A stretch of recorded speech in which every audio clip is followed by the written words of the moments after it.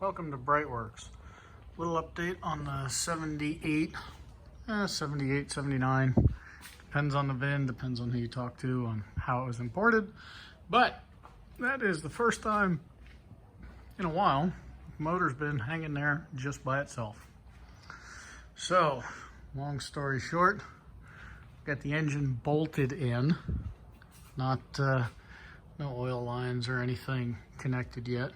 But good news is all of the infrastructure, all of the wiring for the twin plug XDI system is all installed and routed, so you can barely tell it's there. That's one wire.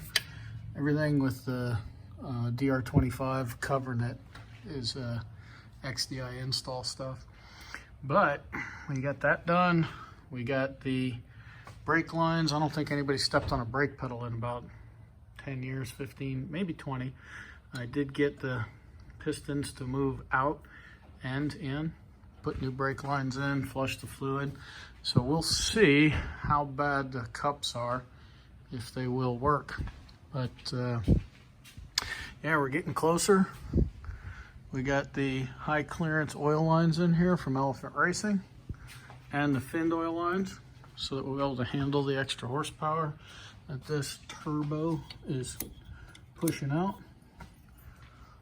So what else did we get done? Oh, we did the brake lines in the front, so those are also done. And then we ran our harnesses so that this guy is going to have a completely separate circuit.